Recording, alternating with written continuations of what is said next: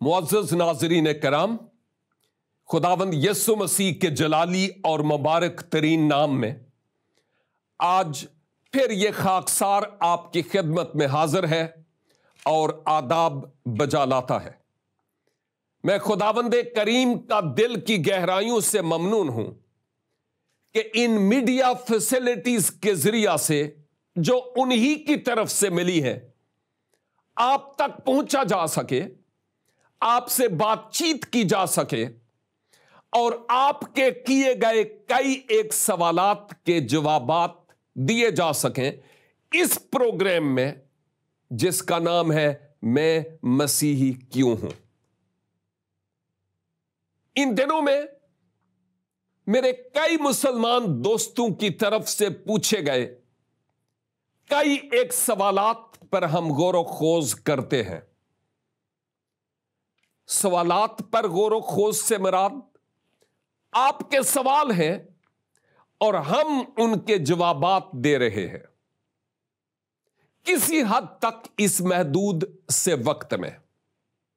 اور آج بھی ایک نیا سوال جو کسی اور دوست کی طرف سے ہے، وہ سوال لے کر آپ کی خدمت میں حاضر ہوا ہوں۔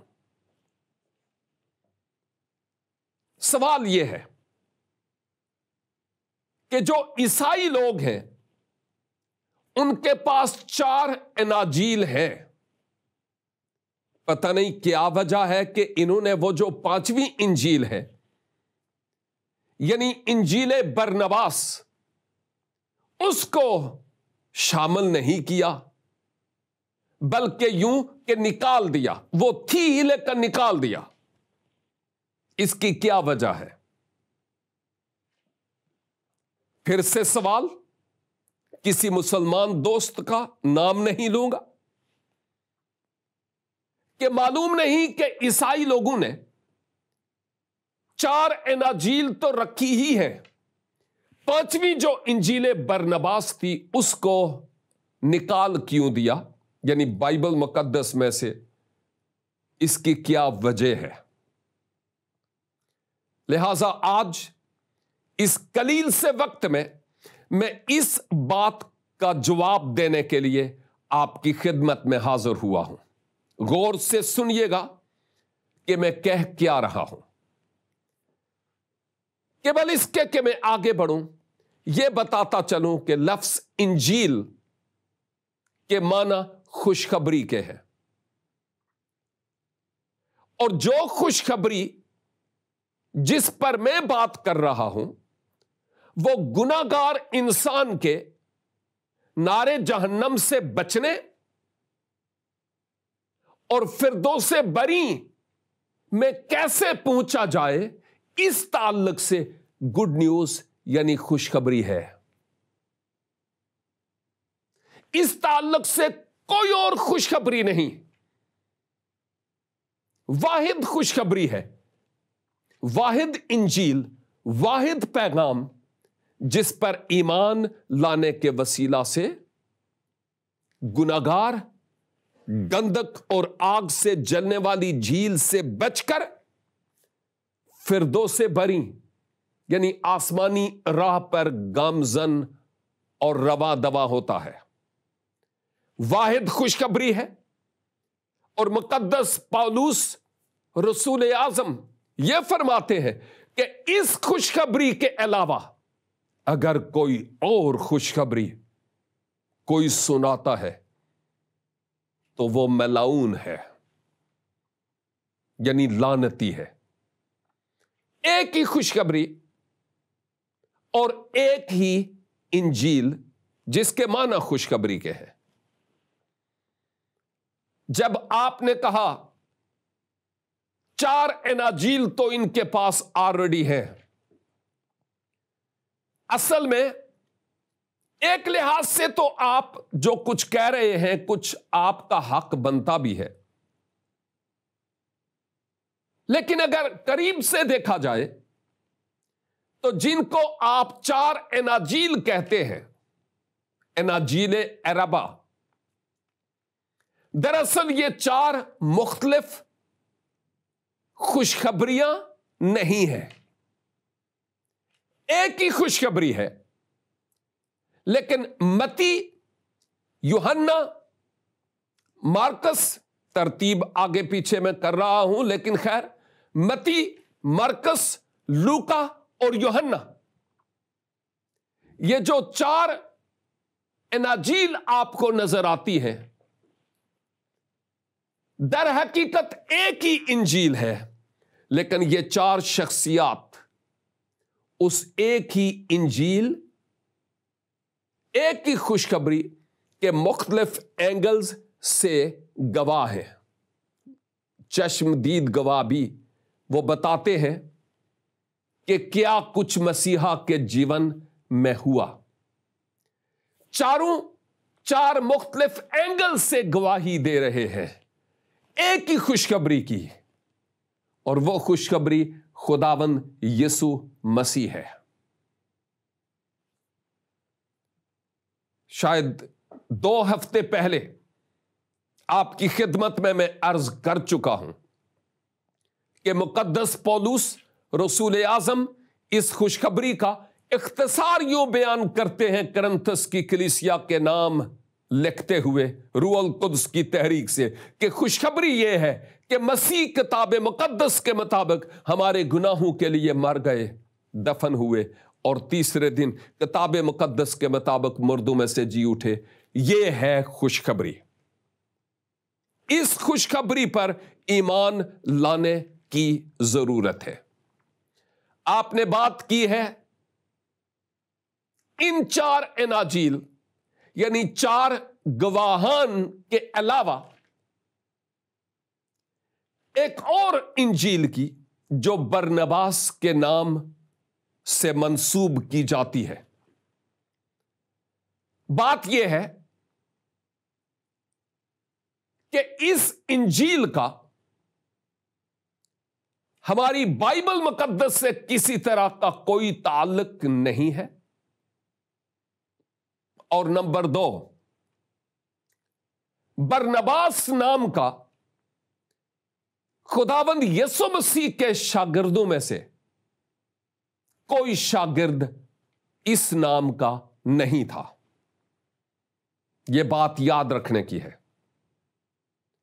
اور یہ جو انجیل برنباس ہے، یہ بھی پہلی صدی عیسوی میں نہیں، دوسری، تیسویں، پانچویں، چھٹی میں نہیں، 8ویں، 10ویں میں نہیں، 12، 14ویں صدیاں بعد نہیں، بلکہ 16ویں صدی عیسوی کی کہیں پیداوار نظر آ رہی ہے۔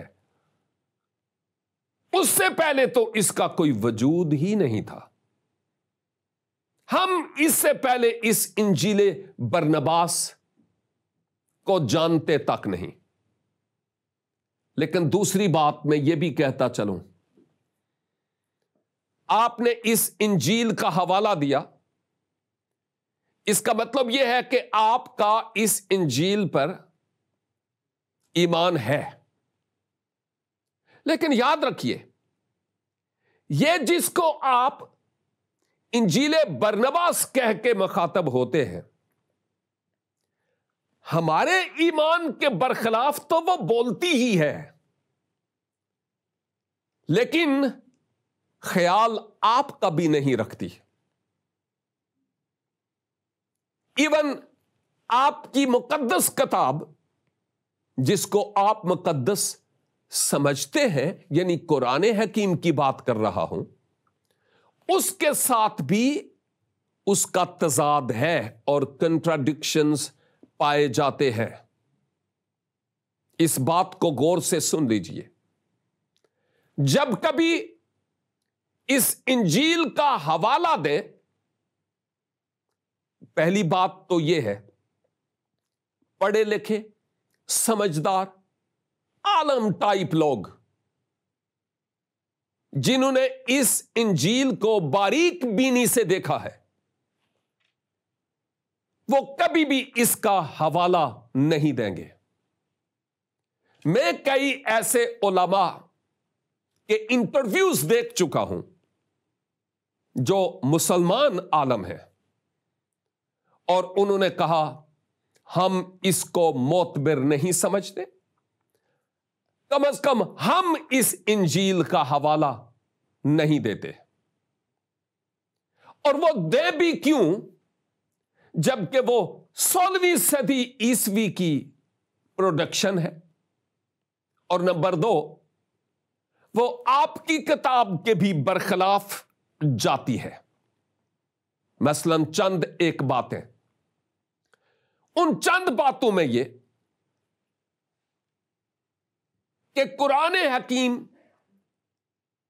7 سماوات کی بات کرتا ہے، یعنی 7 آسمانوں کی، لیکن انجیل برنباس 9 آسمانوں کی بات کرتی ہے. آپ کس کی سائیڈ لیں گے، قرآن کی یا انجیل برنباس کی؟ آپ خود فیصلہ کر لیں. حوالہ دینا آسان ہے، لیکن دیکھیں کہ آیا وہ آپ کے ایمان کے ساتھ ٹیلی ہو رہی ہے، پھر تو اس کا حوالہ دیں، ورنہ ضرورت نہیں. اور اس کے علاوہ مریم صدیقہ سے متعلق اس انجیل میں یہ آیا ہے کہ جب عیسیٰ ابن مریم کی پیدائش ہونے کو تھی تو مریم کو درد ذیل یعنی پینز ہوئی ہے. لیکن جب انجیل برنباس کی بات کرتے ہیں تو وہ اس بات کی نفی کرتی ہے کہ نہیں، کوئی پینز نہیں ہوئے ہیں. اور جب میں آپ کی کتاب کا مطالعہ کرتا ہوں، یعنی قرآن حکیم، تو اس کتاب کے مطابق مجھے یہ نظر آتا ہے کہ یسوع مسیح کو ہی مسیحا کہا گیا، مسیح ابن مریم. یہ ٹرم اور یہ اصطلاح استعمال ہوئی ہے کہ مسیح یسوع یا یسوع مسیح ہی مسیحا ہے. لیکن انجیل برنباس کہتی ہے کہ حضرت مسیحا ہے. آپ غور کیجئے گا، سوچئے گا کہ اور اس کے علاوہ کیا ہے. بہت ساری اور باتوں میں یہ بھی کہ جب آدم کو جنت سے نکالا گیا تو بابل جنت پر کلمہ لکھا ہوا تھا، اور بہت سی اور ایسی باتیں جو اس انجیل میں پائی جاتی ہیں جن کا کسی حد تک آپ کے ایمان کے ساتھ تعلق ہے. زیادہ تر ایسی باتیں ہیں جن کا آپ کے ایمان کے ساتھ کوئی تعلق نہیں ہے. ایک اور بات، اور وہ یہ کہ یہ انجیل یعنی انجیل برنباس یہ کہتی ہے کہ مسیح یسوع صلیب پر نہیں موئے، ان کی جگہ کسی اور کو مصلوب کیا گیا، اور وہ تھا یہودا اسکریوتی. آپ خود اندازہ کیجئے.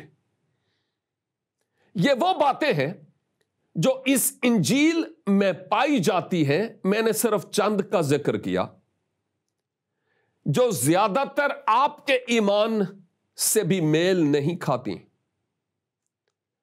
ہمارے ایمان سے وہ کیسے میل کھا سکتی ہیں جبکہ ہم جانتے ہیں کہ مسیح خداوند ہی ہے جو صلیب پر مر گئے، دفن ہوئے اور جی اٹھے. جبکہ یہ انجیل اس بات کی نفی کرتی ہے، اور وہ یہ کہتی ہے کہ یہودا اسکریوتی صلیب پر مصلوب ہوا، یسوع نہیں، جو غلط اور بے بنیاد تعلیم ہے اور خدا کو بھی گویا جھوٹا ٹھہرانے کی کوشش کرتی ہے. کیوں اس طرح کی ایسی کتاب جو صدیوں بعد آئے، ابتدائی مسیحی مومنین نے جس کتاب کا کوئی ذکر تک نہیں کیا، اور مسیحا کے بنیادی شاگردوں میں سے کوئی برنباس نام کا تھا بھی نہیں۔ بہت بعد مقدس پولوس کے وقت برنباس شخص کا نام کا ایک آدمی مشنری سفروں میں شروع میں آپ کے ساتھ رہا، جو اس لائق نہیں تھا کہ وہ کوئی انجیل تحریر کر سکتا، اور یہ کوئی ایسی بات ہے بھی نہیں کہ میں قلم پیپر لے کر بیٹھ جاؤں اور انجیل لکھنا شروع کر دوں یا آپ شروع کر دیں اور خواہ اس کو کہیں کہ یہ یہاں پر ہونی چاہیے تھی اور کیوں نہیں ہے۔ ہمیں سوچ سمجھ کر بات کرنی چاہیے کہ آیا اس میں پائی جانے والی باتیں ان باتوں کے ساتھ طیلی ہوتی ہیں کہ نہیں، اور حوالہ دینے سے پہلے آپ کو سوچنا چاہیے کہ جو باتیں اس میں ہیں وہ آپ کے بھی ایمان کے ساتھ کوئی تعلق رکھتی ہیں کہ نہیں۔ مسیح کے ساتھ جو کچھ بھی ہوا ہے، میں صلیبی منظر کی بات کر رہا ہوں، اس کے گواہان میں برنباس نام کا کوئی شخص نہیں تھا۔ چشم دید گواہوں کی میں بات کر رہا ہوں، اور ذکر کر چکا ہوں کئی صدیاں، 1600 سال یہ بعد کی یہ پروڈکشن ہے جو منظر عام پر اور کئی فتنہ باز لوگوں کے ہاتھوں میں اس کتاب کو ہم دیکھتے ہیں۔ اس کے ٹیکسٹ اور اس کے متن اور زبان دانی سے پتہ چلتا ہے کہ یہ ہسپانوی زبان میں لکھی گئی، بعد میں اٹالین زبان میں، اور اس کے بعد دیگر زبانوں میں۔ اور مفکرین کا یہ بھی خیال ہے کہ شاید کوئی ایک ایسا کرسچن مانک تھا جو کوئی اتنا زیادہ قرب الہی کو نہیں جانتا تھا۔ وہ کئی وجوہات ہو سکتی ہے، اس نے دائرہ مسیحیت سے نکلنے کا فیصلہ کیا اور وہ مسلمان ہو گیا، اور جب وہ مسلمان ہوا تو اس وقت اس نے اس طرح کا فتنہ برپا کرنے کے لیے یہ انجیل لکھی ہے۔ اور بائی دا وے، اگر آپ پاکستان میں ہیں تو جو مسیحی کتب خانے آپ کے قریب ہوں، ان میں سے ایک کتاب جعلی انجیل برنباس، جناب یوسف جلیل صاحب بڑے معروف عالم اس دنیا سے ہو گزرے، ابھی خداوند کے پاس ہے، ان کی تحریر ہے، مل جائے تو ضرور پڑھیے۔ یا برکت خان، شاید وہ سیال کوٹ کے تھے، ان کا بھی ایک تبصرہ انجیل برنباس اردو میں ہے، آپ ضرور پڑھیے اور آپ کی اور مدد ہو پائے گی، اور احسن طریقہ سے آپ کی مدد ہو پائے گی۔ اور آج کل یوٹیوب اور گوگل میں صرف آپ ڈالیں کہ انجیل برنباس کیا ہے تو آپ کو ایزیلی اس سوال کا جواب مل جائے گا۔ اس کے ساتھ ساتھ اس انجیل میں ایک ایسے سکے کا بھی بیان ہوا ہے، کرنسی کا، جو ان ابتدائی صدیوں میں کہیں بھی یوز نہیں ہوا، نام تک نہیں۔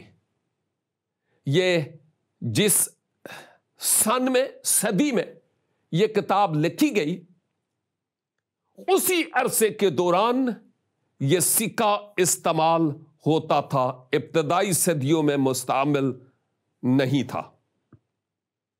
اور میں نے یہ بھی ذکر کیا کہ جو ابتدائی مسیحی تھے ان میں سے کسی نے بھی انجیل برنباس کا کوئی حوالہ نہیں دیا، کیونکہ اس کی کوئی حقیقت تھی بھی نہیں، اور اس انجیل کا ان اناجیل کے ساتھ کوئی رابطہ اور تعلق نہیں تھا۔ اور وہ حوالہ دیتے بھی تو کیسے دیتے؟ ایسی انجیل جو ان اناجیل کے برعکس تعلیم دیتی ہے، وہ ان کا حوالہ کیوں کر دیتے؟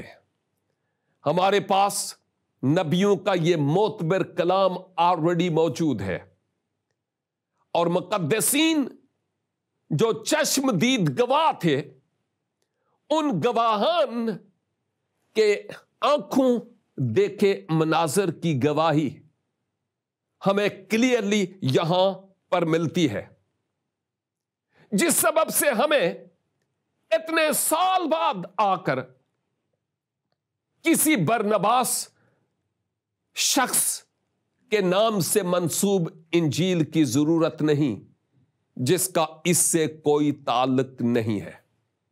اور کئی ایسے مسلم یعنی مسلمان علماء ہیں، انہوں نے کلیئر کٹ یہ بات کی ہے کہ یہ غیر مستند انجیل ہے، غیر معتبر ہے، اور ہم اپنی تقاریر اور اپنی ڈیبیٹس میں اس انجیل کا حوالہ نہیں دیتے۔ اگر وہ قابل اعتبار ہوتی، ان مسلمان علماء کے ایمان کے مطابق ہوتی، تو وہ بات کرتے بھی، لیکن چونکہ نہیں ہے، جس سبب سے وہ اس کی بات کرتے بھی نہیں ہے۔ میں آپ کو ایک مشورہ دیتا ہوں،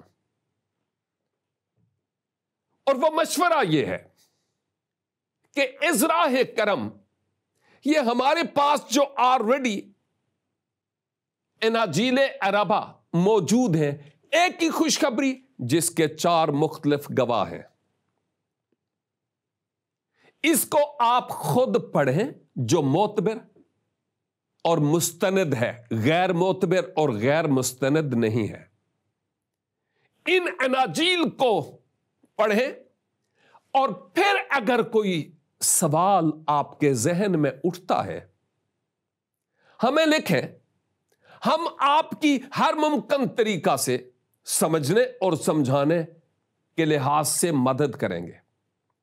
اور اگر آپ کے پاس یہ مستند اور معتبر انجیل پاک نہیں ہے، آپ اسکرین پر اگر ہمارے نمبرز اور ای میلز دیکھ رہے ہوں تو آپ اس پر ہمیں لکھیں، ہم ضرور آپ تک انجیل مقدس کا جو آپ کی زبان ہے اس زبان میں ترجمہ پہنچانے کی ہر ممکن طریقہ سے کوشش کریں گے، تاکہ آپ اچھی طرح مطالعہ کر سکیں اور آپ کے سوالات کے اور جوابات دیے جا سکیں۔ اچھا ہوگا کہ آپ اپنے عزیزوں کو، اپنے جان پہچان جتنے بھی لوگ ہیں ان کو، اور ایون وہ بھی جو آپ کے حلقہ احباب میں ہیں، ان کو بھی اس معتبر انجیل مقدس سے روشناس کروانے والے اور ان کو بتانے والے ہوں، تاکہ جیسے آپ تاریکی میں نہیں رہنا چاہتے، آپ روشنی میں آنا چاہتے ہیں، وہ بھی تاریکی سے نکل کر روشنی میں آ جائیں۔ یہ بہت ضروری بات ہے۔ جواب واضح ہو گیا ہے کہ یہ غیر معتبر، غیر مستند انجیل ہے، جو ایک جھوٹی اور فتنہ برپا کرنے والی اسلامی تعلیم اور مسیحی تعلیمات کے برخلاف ہے۔ اس کو ہم مستند انجیل کے طور پر تسلیم نہیں کرتے۔ جو معتبر اور مستند کتب تھیں وہ آلریڈی اس کتاب مقدس میں موجود ہے. ہم انہی کو پڑھتے، انہی کا مطالعہ کرتے اور انہی کی پرچار کرتے ہیں. ہمارے لیے یہ کافی ہے. اس کے علاوہ کسی اور کتاب کی ہمیں ضرورت نہیں. جیسے میں اگر آپ کو کہوں کہ مرزا غلام احمد قادیانی کو قبول کر لیں، کریں گے آپ؟ نہیں. کیوں؟ کہ آلریڈی علماء اسلام نے مرزا غلام احمد اور ان کی تمام جتنے بھی پیچھے چلنے والے لوگ ہیں، ان کی امہ، ان تمام کے خلاف فتویٰ دیا ہوا ہے. اور کوئی وجہ ہوگی تو دیا ہے نا، ایسے ہی تو نہیں دیا. اور میرے کہنے پر اگر آپ مرزا غلام احمد کی تحریک کو قبول نہیں کرتے تو پھر کیا سبب ہے کہ آپ انجیل برنباس کو قبول کروانے کی تحریک دیتے ہیں؟ یہ آپ کا حق نہیں بنتا. میں اس لیے تو کہہ رہا تھا کہ محبت کا تقاضا یہ ہے کہ آپ اس انجیل پاک کا جو ہمارے پاس اس وقت موجود ہے، نسخہ لیں، تفاسیر کے ساتھ مطالعہ کریں. آپ کا وقت لگے گا، ایک پائی بھی آپ کی نہیں لگے گی، وقت لگے گا.